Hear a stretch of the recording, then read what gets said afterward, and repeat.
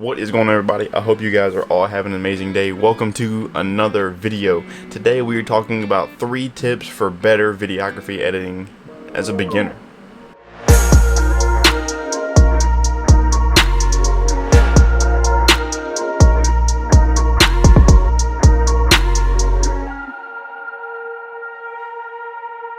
So before I get into it, I wanted to give one huge shout out to all of you guys. I have finally hit over 100 subscribers. From the time I'm filming this, I'm at 101. Huge milestone. Thank you so much. All the love and support that I've gotten from everybody. Thank you, thank you, thank you. But getting into the editing tips. So for tip number 1, it is shooting.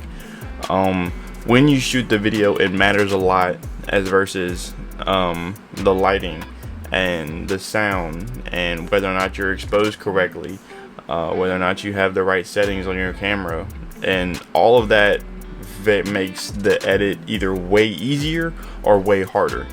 If you have everything done on the day of, on the shooting, it makes editing so much easier because all you have to do is watch it, cut it when you need to cut it, place it where you need to place it, and then add some sound, maybe do some other little sound effects, and then color correct it, color grade, and then you're done.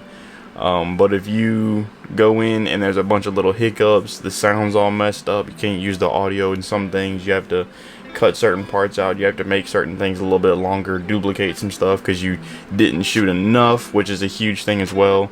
Always overshoot. You can always delete it, but you can't get it, but you can't create something.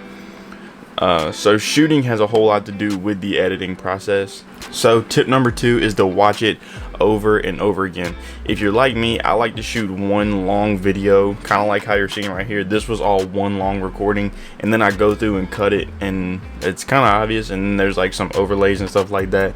But I pretty much record one long video so that way I can go in and just cut what I need to cut and delete it and go from there. With that, you have to then watch it over and over and over again because there might have been a part where I didn't cut out that I need to cut out, which I have done before, and I posted the video on YouTube and I had to go in and delete it.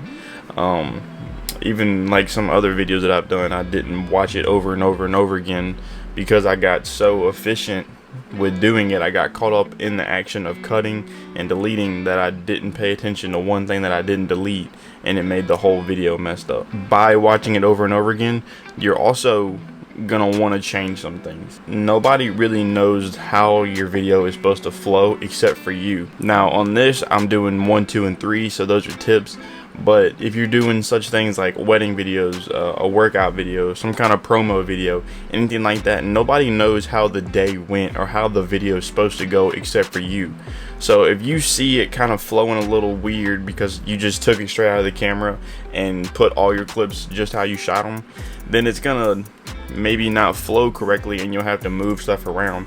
And the more you watch it, the more you can perfect it. You'll never get a perfect video clip. There's always other things that you can do to make a perfect clip, but the more you watch your actual video over and over and over again, the better you can narrow down to reach that perfect clip, in my opinion. So tip number 3 is color correction, sound, and music. 3 very, very, very important things, and you might be asking what the difference in sound and music is, and I'll go over that in a second. But color correction, everything that I do, I have a color grade over the top of it, a little bit of editing. Sometimes I even apply LUTs to things, but that's a whole different like realm of stuff because I don't really understand LUTs in their entirety, so I don't add them a lot unless I know exactly what they're doing. But I always add some kind of color because I like things to be more like dark contrast kind of thing. You can tell by my pictures on Instagram and Facebook. That's kind of just how I like to have my editing style, basically. But that's all completely up to you, whatever you want to do. Honestly, same thing I said when I was editing photos, just play around with every single slider and every single little knob on there until you figure out what you like. The second part that I was talking about was sound and music. Those are 2 different things, sound design and music. That's when I say sound, I mean sound design. So that is all the little clicks and clacks and little bitty sound effects basically that is going to be going into your video. If you watch my NOS video, there's actually a lot of sound design that goes into that. There's the sound of the can rolling, the can opening, the fizzle, everything like that. That was all added in later. I had to go in and find those sounds and make the pitch vary, but you really don't have to do that. I kind of just searched on the internet till I found the exact sound that I wanted, went in and just put the audio level. But if you're shooting a video like this, there doesn't need to be sound design. So that's why I kind of put it in this category with stuff like that, because on a video like this, or if you're just doing any kind of regular YouTube video, you don't really need sound design that much. And then it kind of puts us into music. This one's kind of touchy because music is hard to find sometimes if you don't want to pay the subscription for it. If you're a beginner, I don't really think you need to pay like $30 a month or even $15 a month for like Epidemic Sound and stuff like that. Yeah, I think they're very useful, but that's whenever you get like way later down the road. If you're doing wedding videos, you'll use the songs that they had in their actual wedding. But if you're doing things like a product video, or even doing like head things like this, like talking intros and stuff like that, the music is gonna control the pace of your video and how long people are gonna watch it for. And one huge thing with music, if you're posting the video to YouTube, or if you're posting it to somewhere on a social platform, if you're not just, I don't know why you would just keep it, but if you are posting it on social media or on YouTube, you're gonna have to worry about monetization if you don't use royalty-free music. One place I highly recommend is Stream Beats. Yes, you would think it's for live stream and stuff like that, but they do have all their music is royalty free, and it's really good music.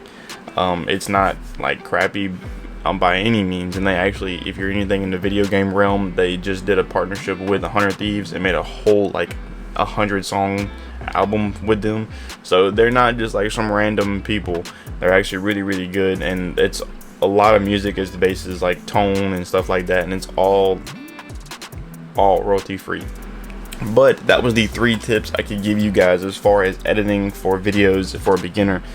It all kind of varies as what editing software you have, so I can't like dive deep into how to edit something, because there's so many different ways and so many different buttons and everything like that to edit.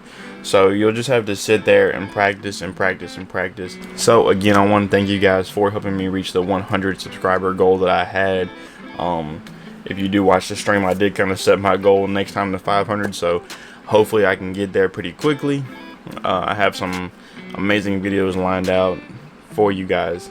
That is it for this video. Make sure you guys give it a thumbs up, hit the little subscribe button if you are not subscribed, and hit the bell so you get notified every time that I upload a video or every time that I go live, because we've been doing some amazing streams here recently. That's it for this one. Peace out, and I'll catch you guys in the next one.